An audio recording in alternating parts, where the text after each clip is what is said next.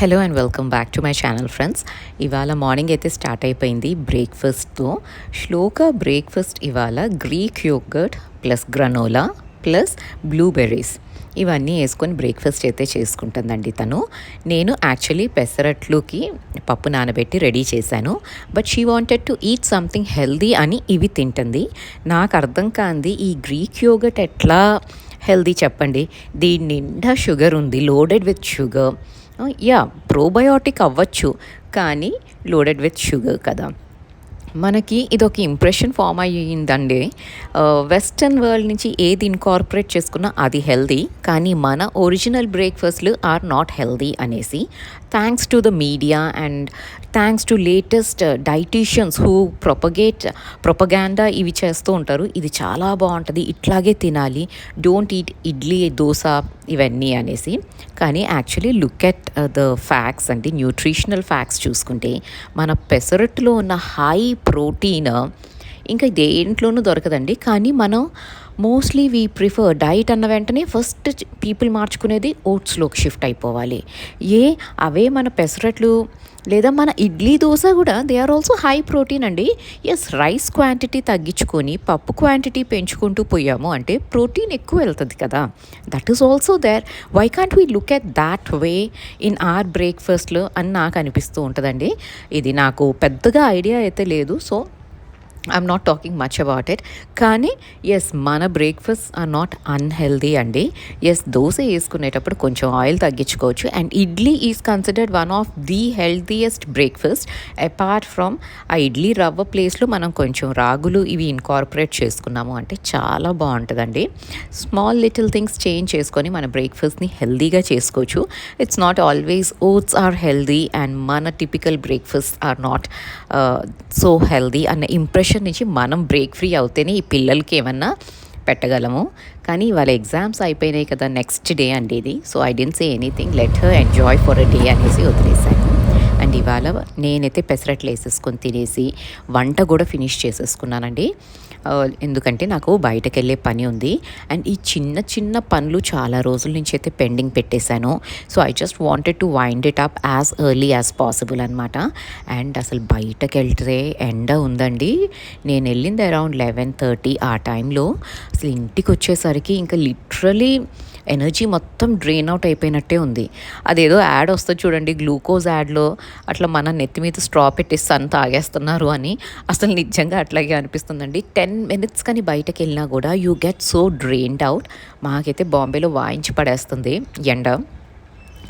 ఈ ఇయర్ మాత్రం నిజంగా చాలా కేర్ఫుల్గా అయితే ఉండాల్సిందేనండి. సన్ స్ట్రోక్స్ ఇవన్నీ బాగా వస్తాయి అని చెప్తున్నారు. And summer is also going to be really harsh అని అయితే చెప్తున్నారు.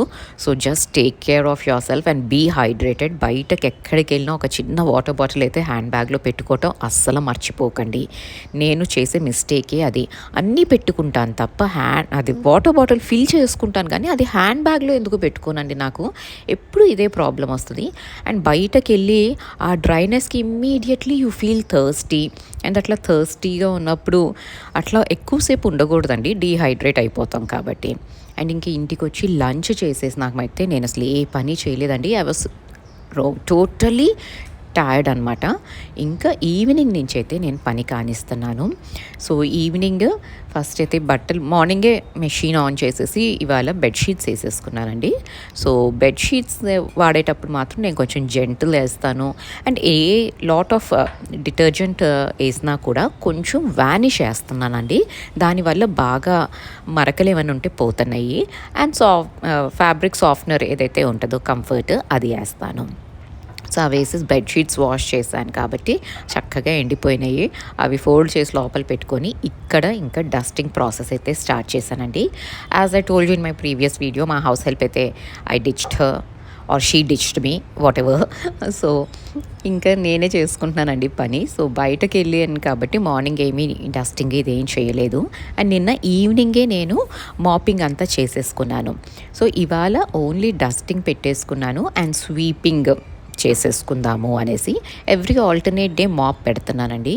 అండ్ అదేంటండి, మనం మాప్ చేసేటప్పుడు ఎవ్రీ ఆల్టర్నేట్ మాప్ చేస్తున్నా మురికి అనిపించట్లేదు కాళ్ళకి. బేర్ ఫుట్ నడుస్తూ ఉంటే మురికి తగలట్లేదు కాళ్ళకి.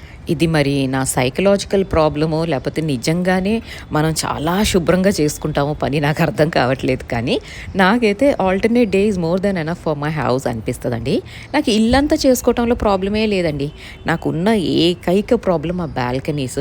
అవి కవర్డ్ ఉండవన్నమాట. పెద్ద బాల్కనీస్ కానీ కవర్డ్ ఉండవు. కవర్డ్ ఉండకపోయేసరికి ఏంటంటే ఆ పీజియన్ షిట్ అవన్నీ పడి అది ప్రతిరోజు కడగాల్సి వస్తుందండి. That is the only reason మా హౌస్ హెల్ప్ ఎన్ని టాంట్రమ్స్ పెట్టినా కూడా నేను నోరు మూసుకొని పడింది అందుకే. Because I can't wash the balconies. ఇంటి వరకు నేను పని చేసుకోవటంలో నాకేం ప్రాబ్లం లేదండి. ఆ బాల్కనీసే కొంచెం ప్రాబ్లమాటిక్గా ఉంటాయి. బట్ ఇప్పుడు ఇంకా ఆప్షన్ లేదు కాబట్టి అది కూడా నేనేం చేస్తున్నానంటే వన్ డే మాప్ ఇవాళ పెట్టుకున్నాను అనుకోండి, నెక్స్ట్ డే నేను బాల్కనీస్ క్లీనింగ్కి పెడుతున్నాను. ఎందుకంటే సేమ్ టైం పడుతుందండి. ఇల్లంతా మాప్ చేస్తే ఎంత టైమో ఆ 2 బాల్కనీస్ క్లీన్ చేయడానికి నాకు అంతే టైం పడుతుంది. సో ఆల్టర్నేట్ డే అన్నట్టు ఇవాళ ఇంటి క్లీనింగ్, రేపు బాల్కనీస్ క్లీనింగ్ అన్నట్టు పెట్టుకొని అండ్ బయట పనులు ఇవన్నీ చూసుకుంటూ అన్నీ చేసుకోవాల్సిందే కదండి. పనోళ్ళు రారు అని మన పనులు అయితే ఆగిపోవు కదా. సో అన్నీ ఇట్లా ప్లాన్ చేసుకుంటే మాత్రం ఓకే, కొంచెం హెక్టిక్ అయితే అవుతుందండి. No two ways about it. కొంచెం బాడీ సుఖపడ్డాం కదా ఇన్ని రోజులు, ఇప్పుడు కొంచెం కష్టపడటానికి ఇబ్బందిగా ఉంటుంది. But then you have to do everything. There is no two ways about it and there is no option for us. So నేను ఈవినింగ్ డస్టింగ్ అయితే చేసేసుకుంటున్నాను అండ్ ఇల్లు చిమ్మే ముందే ఇవాళ డస్టింగ్ చేస్తున్నాను. అండ్ డస్టింగ్ కూడా నేను as always microfiber cloth use చేస్తానండి. Otherwise I use the microfiber brush. And మన వ్యూవర్ ఒకళ్ళు అడిగారండి సర్వైకల్ పిల్లోస్ గురించి లాస్ట్ టైము. అవి ఎందుకు నేను తెప్పించాను అంటే, నాకు పూణేలో ఉన్నప్పుడు ఎందుకు అండి బ్యాక్ షోల్డర్ దగ్గర బాగా పెయిన్ వచ్చిందనమాట. So I was reading about it. అది సరిగ్గా పిల్లోస్ సరిగ్గా లేకపోయినా, బెడ్ రెస్టింగ్ సరిగ్గా లేకపోయినా అట్లా పెయిన్ వస్తుంది వెన్ యూ కంటిన్యూస్లీ వర్క్ అనేసి విన్నాను. దాట్స్ ద రీజన్ నేను ఇది ఆర్డర్ చేసుకున్నానండి, సర్వైకల్ పిల్లోస్. నేను అవి ట్యాగ్డ్ ప్రోడక్ట్స్లో ఇస్తాను, you can check it out. అది ఆర్డర్ చేసి నాకు షోల్డర్ పెయిన్ అంటే యాక్చువల్లీ మన బ్యాక్ బోన్ అప్పర్ పార్ట్లో నెక్ కింద కొంచెం అక్కడ పెయిన్ ఉండేదండి. So after using this pillows నాకు ఆ పెయిన్ అయితే తగ్గింది. కానీ ఇది అందరికీ సూట్ అవుతుంది, అందరికీ ఇదే రెమెడీనా అంటే అది తెలియదండి. You have to consult your doctors. నాకు ఇది వర్కౌట్ అయ్యింది. ఇది వర్కౌట్ అవ్వకపోతే డాక్టర్ దగ్గరికి వెళ్దాము అనుకొని ఇది ఆర్డర్ చేసుకున్నాను. But it worked for me. ఎందుకంటే నేను ఎడిటింగ్ చేసేటప్పుడు might be my posture is somewhere wrong అండి. అందుకని I had that severe pain అనమాట. నెక్ కింద బాగా పెయిన్ వచ్చేసేది. పూణేలో నా 2 years I suffered a lot with that pain. అందుకని ఇవి తెప్పించుకొని ట్రై చేశాను. But it worked for me. So I'm using them regularly. మీకు అట్లా నెక్ పెయిన్ ఉంటే first you can consult your doctor and if he suggested you can use it.